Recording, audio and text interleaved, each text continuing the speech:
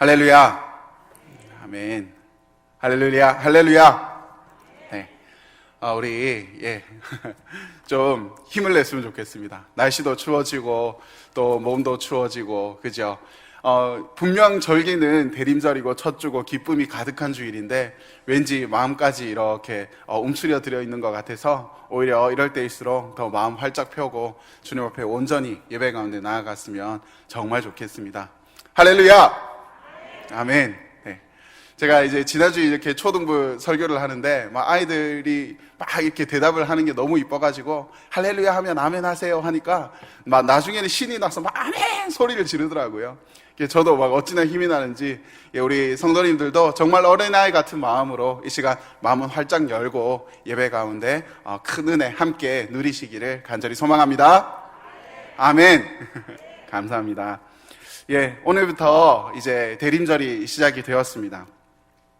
우리나라 한 해의 시작은 구정이죠. 그런데 교회력의 시작이 바로 이 대림절입니다. 그리고 성탄절까지 4주 동안 이렇게 계속될 때 우리 그래서 한 주에 초 이렇게 하나씩 켜지 않겠습니까? 그래서 이때 그리스도인들은 예수 그리스도 오심을 생각하고 준비합니다.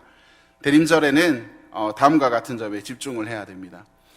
작년 대림절에도 제가 이 이야기를 잠깐 드렸었던 것 같은데 우리 다시 한번 대림절이 시작되는데 그 초의 의미를 한번 이렇게 짚고 넘어갔으면 좋겠습니다.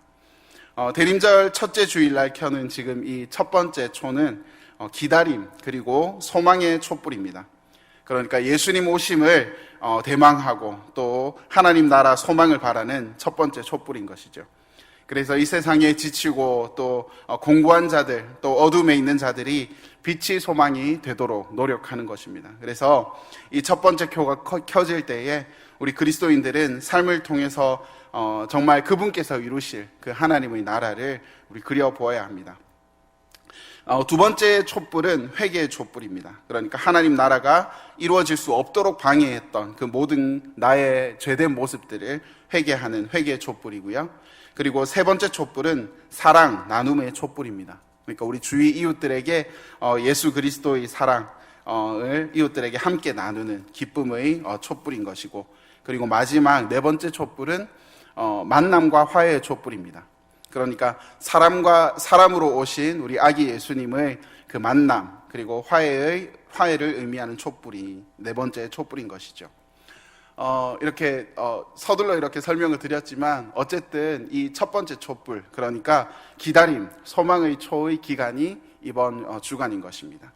그래서 오늘 특별히 기다림에 대해서 저와 여러분 함께 말씀을 나눠보고자 합니다. 오늘 본문을 보면 제사장 가문 출신으로 또 이렇게 참 잘나가는 부부죠. 우리 사가랴 그리고 엘리사벳이 등장을 하게 됩니다. 그리고 이 두 사람은 정말 하나님 앞에서도 의로운 부부였습니다. 그런데 정말 완벽할 수는 없는지 당시 이 노부부에게는 자녀가 없었습니다. 당시 자녀가 없다는 것은 수치 중에 수치였고, 또한 자녀가 없다 하는 것은 도대체 그들이 무슨 죄를 지었기에 그 자식이 없는 그 하나님으로부터 벌을 받았을까? 제사장이었음에도 불구하고 사람들로부터 충분히 손가락질을 당할 수 있는 참 부끄러운 일이었습니다. 그리고 안타까운 것은 엘리사벳은 이미 폐경기가 지나갔고 두 사람은 모두 나이가 많아서 이제 임신이 불가능한 상황이었던 겁니다. 그런데 오늘 본문 11절에 주님이 천사가 제사장 사가랴에게 나타납니다. 그리고 먼저 말씀으로 알려주시기를 내 아내가 네게 아들을 낳아줄 것이라 라고 천사를 통해서 선포하는 것이죠. 성경을 보면 오랫동안 기다려왔던 아이들이 훌륭한 인물이 참 많습니다. 이삭을 시작으로 그렇죠. 아브라함이 참 100세 때 낳은 아기 아니겠습니까? 이삭도 그래왔고 또 야곱도 그리했습니다. 또한 라헬의 아들 요셉도 참 라헬이 오랫동안 기다려왔던 아이인 것이죠. 그리고 삼손도 그러했었고요. 또 사무엘도 한나의 기도를 통해서 늦은 나이에 이렇게 아기를 출산하게 되었는데, 이렇게 성경에 나오는 많은 인물들이 참 뒤늦게 오랫동안 기다려왔던, 그래서 더욱더 소중한 그리고 하나님으로부터도 더욱더 소중한 일들을 감당했던 큰 인물들이 많은 것이죠. 오늘 이 13절을 보면 그렇게 오랫동안 기다려왔던, 혹은 또 너무 늦어서 어쩌면 포기하려 했었던 그 아들을 요한이라고 불러 하며 이름까지 이렇게 말씀해 주셨고요. 또 14절에는 이를 통해서 기쁨 그리고 즐거움을 줄 거라는 사실을 예언합니다. 그리고 15절에는 하나님 보시기에도 이는 큰 인물이 될 것이다 라는 예언이 있고, 또 16절에는 장차 그가 많은 사람들을 하나님께 돌아오게 할 것이다 라는 말씀까지 알려주십니다. 참 더뎌 보입니다. 젊을 때, 건강할 때, 내 육신이 허락할 때, 얼마든지 자녀의 출산을 감당할 수 있을 때, 그때 주셨다면 내가 젊은 나이에 더 힘있게 이 아이를 잘 키울 수 있을 것 같은데, 오늘 말씀은 더딘 것이 은혜다 하는 것을 보여주시는 거죠. 더딘 것처럼 보이지만 이것은 더딘 것이 아니다 하는 것이죠.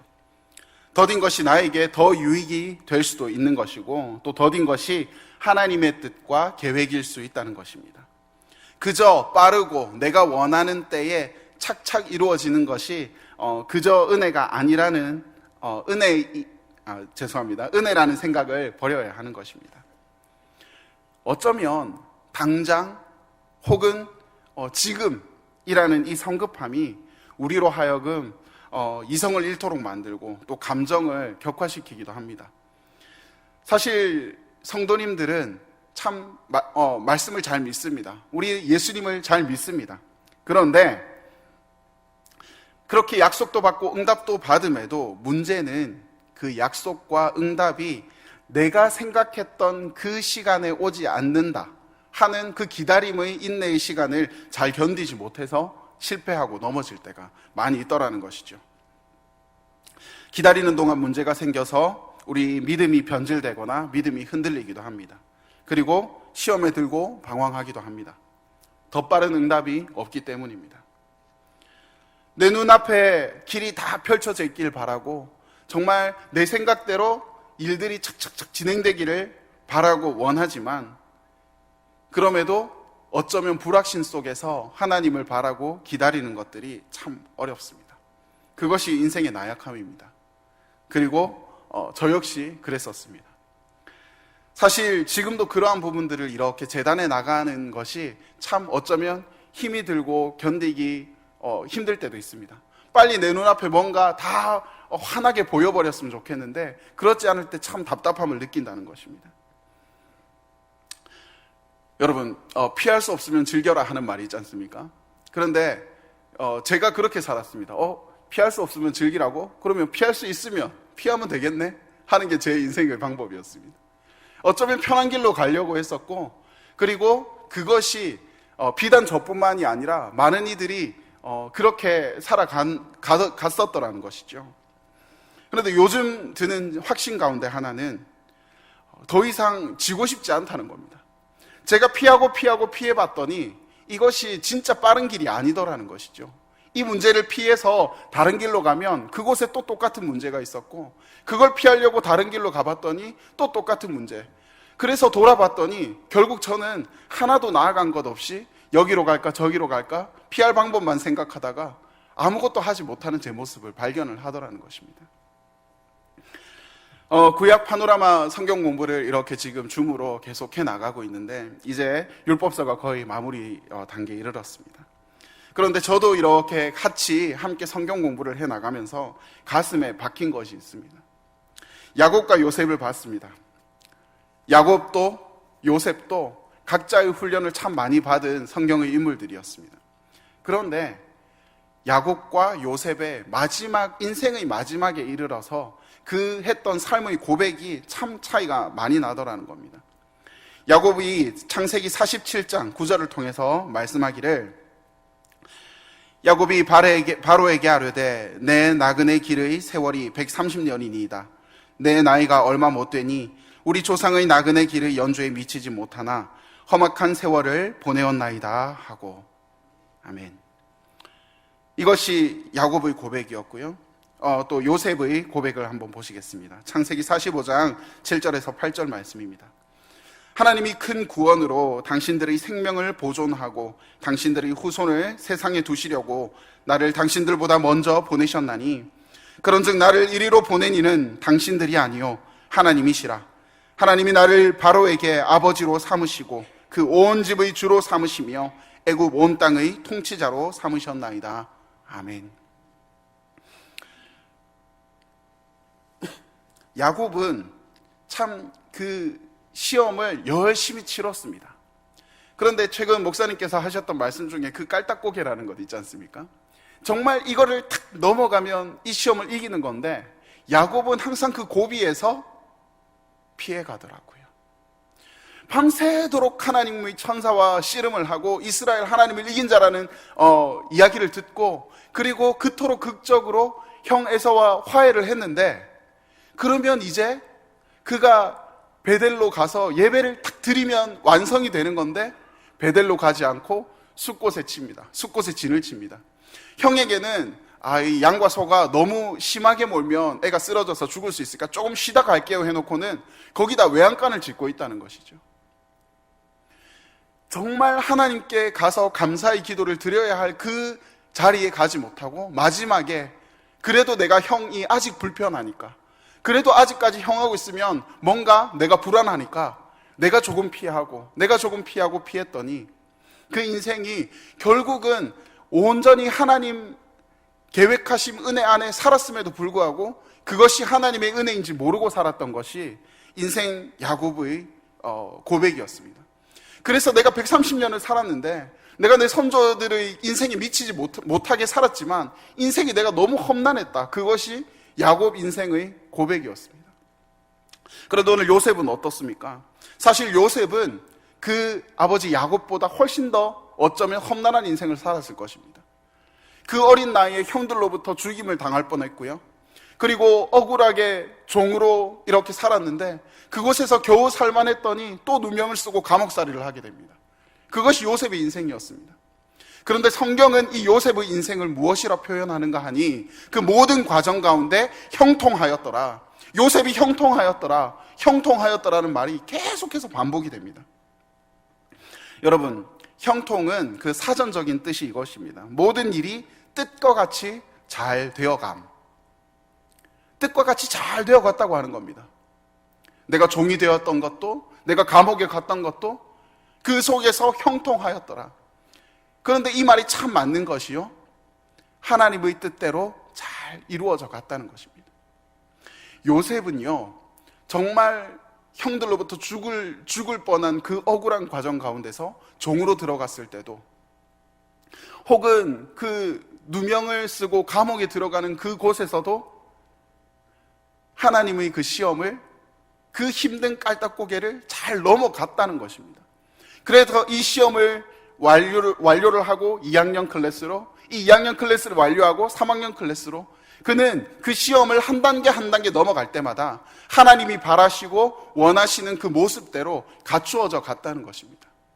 요셉은 어릴 때는 참 어리석은 아이였습니다. 남들이 형들이 나를 어떻게 보는지 그런 시선 따위는 상관없고 그저 나는 사랑만 많이 받았던 어린아이였습니다. 그런데 그 어렸던 어린아이가 그 인내의 시간 그 시험들을 하나하나 완료해 갈 때 하나님께서는 애굽의 통치자로서도 아무런 손색이 없게끔 그리고 그 속에서도 하나님의 나라를 세워가는 그 위대한 인물로 요셉을 세워냈다는 것입니다. 이 요셉의 고백이 이것입니다.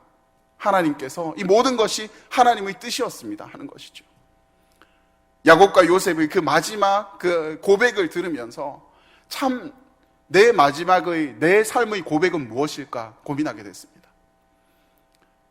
나 피할 수 있으면 피하려고 그렇게 도망만 다니고 살았더니 참 인생 요모양 요꼴 힘들었다 하는 것이 내 고백이 아니라 내가 이 자리까지 올 수 있었던 것은 내가 무엇인가 되어서 그 고백을 하는 것이 아니라 내가 일평생 하나님과 동행할 수 있었던 것은 이 모든 것이 하나님의 은혜이고 하나님께서 나를 인도해 주셨기 때문입니다라는 삶의 고백을 하고 싶더라고요. 마지막에 아름다운 삶을 살아보고 싶더라고요. 그래서 저는 참 이번 그 말씀을 통해서 그 요셉과 야곱의 그 고백을 통해서 다시 한번 제 인생의 마지막을 생각하면서 또 기대하면서 달려갈 수가 있었던 것입니다. 여러분, 만약 시험을 치르더라도 우리 이왕이면 그 시험은 패스를 하고 그 다음 시험을 치르고 싶지 않습니까? 이번 시험에서 실패해서 또 한 번 유급당해서 또 같은 학년 시험을 또 치르고 또 실패해서 또 치르고 결국 내가 하나님 앞에서 그 믿음의 자리가 전혀 발전된 것 하나 없이 제자리에 퍼져 있다가 그냥 인생이 험난했다 하는 우리의 인생이 아니라 하나님은 매일같이 나에게 똑같은 시험만 주시는 그 하나님입니다 하는 그런 연약한 고백을 하는 연약한 성도가 아니라 내가 이 시험을 이렇게 넘어가고 또 그 다음 시험을 이렇게 이겨냈더니 하나님께서 나를 이렇게 은혜를 주시고 함께 하셨고 하나님께서 내 삶 가운데 역사하셨습니다. 그 고백을 하는 멋진 성도가 되지 않겠습니까? 여러분, 그렇다면 우리는 어떠한 모습으로 하나님을 기다려야 할까요? 마태복음 25장을 보면 열처녀의 비유가 나옵니다. 등을 들고 신랑을 맞으러 간 열처녀, 그중 슬기로운 5처녀는 기름을 함께 예비하지만 다른 5처녀는 그저 아무 생각 없이 등만 들고 기다리고 있습니다. 결국 어떻게 됩니까? 슬기로운 5처녀는 신랑이 올 때에 그 등불을 밝히고 신랑을 맞으러 가지만 어리석은 5처녀는 여전히 아무것도 하지 못하고 정작 기다렸음에도 결정적인 순간에 그는 불을 다 꺼뜨리고 아무것도 없이 그 기다림에 실패해버립니다. 여러분, 슬기로운 5처녀, 우리는 그러한 인생을 살아야 할진데, 그렇다면 정말 우리가 잠도 자지 않고 24시간 365일 이 예배당 성전만 지키면서 말씀만 읽으면서 예배만 드리면서 살 수 있습니까? 물론 그렇게 살 수 있으면 참 행복할 것 같지만, 하지만 우리 인생은 그렇지 않지 않습니까? 혹은 정말 하나님 오시는, 예수님께서 다시 오는 그 순간까지 단 한 번 넘어짐 없이 죄 짓지 않고 승리만 하면서 살아갈 수 있습니까? 그럴 수 있으면 좋겠지만 그럴 수 없는 것이 우리 인생이지 않겠습니까? 그렇다면 무엇입니까? 기름을 준비한다 하는 것은 끊임없이 내 자신을 돌아보고 노력하고 애쓰면서 내가 혹 넘어지면 아프면서 울면서 다시 일어나는 것, 내가 혹 이 시험에서 넘어졌다면 그것으로 주저앉아서 이제 다음번에는 이 시험을 피할까 고민하는 것이 아니라 어떻게든 그 고개를 힘겹지만 넘어내는 것, 그래서 그 다음 단계로 성장해 나가는 것, 이것이 진짜 기다림이라는 것입니다. 여러분, 누가복음 1장 6절에서 오늘 사가랴와 엘리사벳 이 두 사람에 대해서 나옵니다. 이 두 사람이 하나님 앞에 의인이니 주의 모든 계명과 규례대로 흠이 없이 행하더라. 아멘. 여러분, 흠이 없이 행하였다고 합니다. 그런데 율법으로 완벽한 사람이다 하는 뜻이 아닙니다. 율법으로는 바리새인처럼 완벽한 무결했던 사람이 없습니다. 정말 하나님 앞에서 의인이다 하는 것은 앞서 제가 말씀드렸듯이 내가 혹 오늘 넘어질지라도 하나님 앞에서 내 자신을 비추어 보고 바로 서려고 노력하는 것입니다. 내 겉모습만 죄짓지 않은 의인의 모습을 갖추어가는 것이 아니라 정말 내 마음이, 내 심령이 정말 하나님 앞에서 바로 서기를 매일같이 다짐하고 내 스스로 깨어있기 위해서 몸부림치는 것이라는 거죠. 누군가가 제가 전해 들은 이야기인데, 내가 이 사람하고 결혼을 해야 되겠다 한 그런 남자의 이야기를 들었습니다. 언제 내가 이 여자와 결혼을 해야 되겠다라고 마음을 탁 결정을 내렸느냐 하니, 이 남자가 참 어느 날 정말 정신을 잃을 정도로 아팠다고 합니다. 그렇게 거의 쓰러지다시피 해서 이렇게 눈을 떴더니 병실인 겁니다. 무슨 일로 어떻게 얼마나 아팠는지 알 수 없지만 정말 정신을 잃었다가 이렇게 깨니까 병실이었는데, 그 옆에서 이렇게 침대 옆에서 엎드려 자고 있는 그 여인의 모습을 보았고, 자신의 이마에는 이렇게 따뜻한 물수건이 이렇게 얹어져 있다는 것이죠. 밤새 간호하다가 이렇게 잠든 그 모습을 보고 내가 정말 이 여자를 평생 사랑해야 되겠다라는 결심을 했다고 합니다. 여러분, 정말 이게 간호 아닐까요? 병실에 가면 간호한답시고 누워가지고는 오이에 옆에 침대가 빈 겁니다. 그러면 그 속에서 그 침대에 오히려 환자보다 더 편하게 누워서 푹 숙면을 취하고 눈이 퉁퉁 부어서 일어나는 그것은 간호가 아니지 않습니까? 여러분, 깨어 있는다 하는 것은 내가 비록 그 옆에서 잠들지라도 내가 마음이 이곳에 있다 하는 것입니다. 여러분, 이것이 깨어 있는 것입니다. 또 이것이 기다림입니다. 혹 내가 잠들지라도, 혹 내가 깜빡 실수할지라도 정말 내 마음이 하나님께로 향해 있는 것, 이것이 깨어 있음이고 이것이 기다림이라는 것이죠. 제가 그렇게 지난주에 초등부 시몬 설교를 했습니다. 우리 어린아이들하고 같이. 그래서 초등부 시몬 설교에서 보면 그 시몬 당시에도 모두가 이렇게 다 등을 돌릴 때에 혹은 그 신구약 중간기라고 암흑기라고 그러죠. 400년 동안 아무런 선지자의 예언도 없고 그 답답한 상황 속에서 많은 사람들이 등을 돌릴 때에 이 시몬은 끝까지 기다리는 것입니다. 한결같이 기다립니다. 이것이 기다림의 자세입니다. 우리가 정말 행위가 완전해서가 아니라, 내가 완전히 의로워서가 아니라 내가 하나님 뜻대로 살려고 몸부림치는 것, 그리고 마음을 그곳에서 두는 것, 그것이 참된 기다림이라 하겠습니다. 여러분, 그런데 하나님께서도 우리를 기다리고 계시는 것 알고 계십니까? 다만 우리 것만이 아니라, 다만 우리만 인내해야 하는 것이 아니라 사실 우리보다 하나님이 더 큰 인내로 우리를 기다리고 계시다는 것이죠. 여러분, 누에가 나방이 되려고 하면 정말 자신이 토해낸 그 수백 수천 겹의 그 고치를 뚫고 나와야 됩니다. 그렇게 겹겹이 정말 갇혀있는 그 고치를 헤치고 나오는데 정말 큰 고통이 따릅니다. 혹은 그 뚫고 나오는 것에 실패해서 죽기도 합니다. 그만큼 목숨을 건 탈출을 감행해야 한다는 것이죠.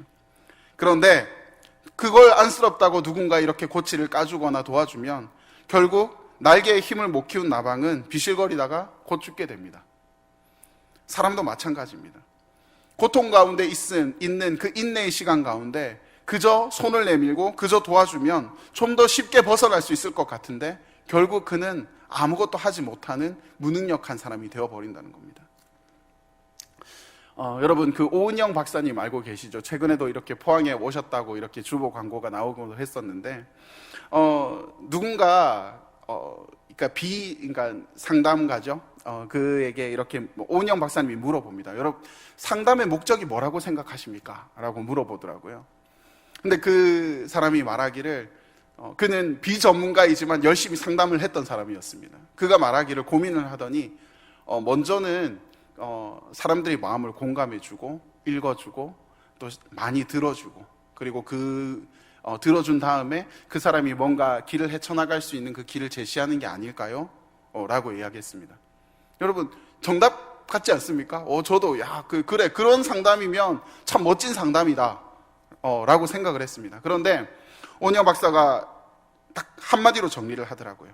상담의 목적은 그 사람의 내면의 힘을 키워주는 것이지 도와주거나 해결해주는 것이 아닙니다 하는 것입니다. 근데 그 말을 들으니까 이게 정답인데 그런 것 같다가 아니라 마음이 뻥 뚫리는 대답이더라고요. 하나님께서 우리에게 인내를 요구하시는 것은 네가 이 일들을 해결해 나가고 그리고 이 속에서 네가 이 일들을, 이 문제들을 이겨낼 힘을 갖기를 원한다 하는 것입니다. 하나님께서 얼마나 쉬우시겠어요? 하나님 도와주세요 하면 고치를 까주고, 하나님 도와주세요 하면 그 길들을 닦아주고, 자 우쭈쭈 가. 그러면 결국 저희는 아무것도 할 수 없는 어린아이 같은 신앙인이겠죠. 하지만 하나님께서는 우리 나약한 인생이 혹은 이 문제와 이 인내를 통해서 그만큼 더욱 성장하기를 기다리고 계십니다. 내가 사랑하는 아이가 힘겨워하고 있는데 그저 내가 손 한 번만 잡아주면 그것들을 해결해낼 수 있는데 왜 그걸 마다하겠습니까? 자녀를 키우는 부모 입장에서도 다 해줄 수 있지만 위험한 아기에게 칼을 쥐어줄 수는 없는 겁니다. 그 아이가 원한다고 해서 다 들어줄 수는 없는 것입니다. 때로는 경계해야 되고, 때로는 하지 못하도록 해야 되고, 때로는 회초리를 들 때도 있습니다. 하지만 그 모든 것들은 이 아이가 바르게 성장하기 위한 그 부모의 노력이라는 것입니다.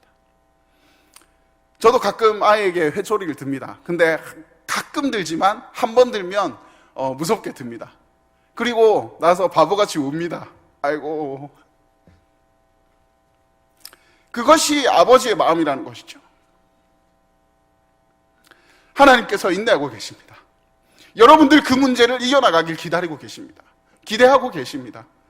그리고 그 문제를 이겨나갔을 때, 그 고개를 넘어갔을 때, 그 인내의 시간들을 통해서 여러분이 성장하였을 때 그 누구보다 기뻐하실 것입니다. 올해도 성탄절이 다가오고 있습니다. 여러분 어떤 마음으로 성탄절을 기다리고 계십니까? 예수님께서는 정말 그 온갖 죄악으로부터 우리를 구원하시기 위해서 이 땅 가운데 오셨죠. 그리고 우리에게 만나를 주시고 평화를 주기 위해서 오셨습니다. 우리도 예수님처럼 하나님과 평화를 우리 인류와 땅에 공급해야 할 것입니다. 또한 이 대림절은 하나님의 뜻을 기다리는 시간입니다. 아버지 뜻이 어디 있는지 찾아가고 기다려야 합니다. 혹 늦어지는 것은 내 뜻이 아니라 하나님 뜻일 수도 있기 때문이죠. 사가랴가 기다리던 이 아들은 세례 요한, 예수님의 그 길을 닦고 하나님의 뜻을 이루는 아들입니다.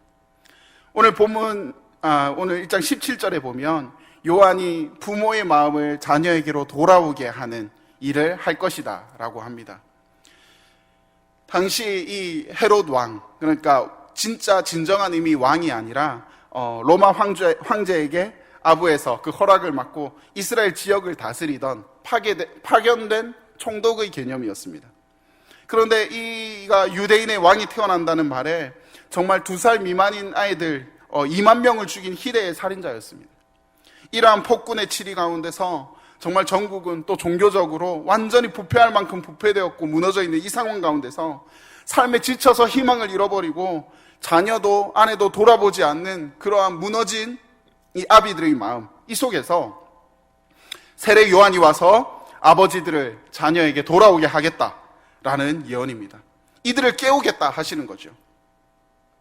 사가랴와 엘리사벳이 비록 더디게 그 아들을 얻었지만 하나님은 이를 큰 자로 사용하셨습니다.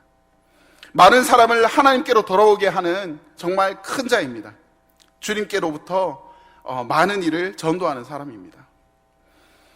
여러분, 그 미국의 유명한 무디 목사님 교회의 교인 가운데서 당시에 어떤 한 분이 양조장, 그러니까 술을 만드는 공장을 크게 지었습니다. 그리고 계엄 예배를 드리게 됐습니다. 그리고 여러 목사님들, 그리고 많은 성도들, 또 지방의 유지들을 이렇게 초청을 해서 이 사업이 잘 되도록 기도도 하고 설교하고 또 축사까지 전해지는 그 모든 순서를 다 마친 뒤에 마지막 순서에 이 무디 목사님께서 축도를 맡게 되신 거죠. 무디 목사님 축도가 시작됐습니다. 오 하나님, 이 양조장이 오늘 예배드리고 또 내일부터 문을 열게 됩니다. 하오나 이 양조장 문이 열리지 않게 하여 주시옵소서. 이 문이 열리면 엄청난 술이 생산되어서 수많은 청소년들이 이 술을 마시고 타락하게 될 것입니다. 또 수많은 어른들이 술을 마시고 취하면 제정신이 아닐 것입니다.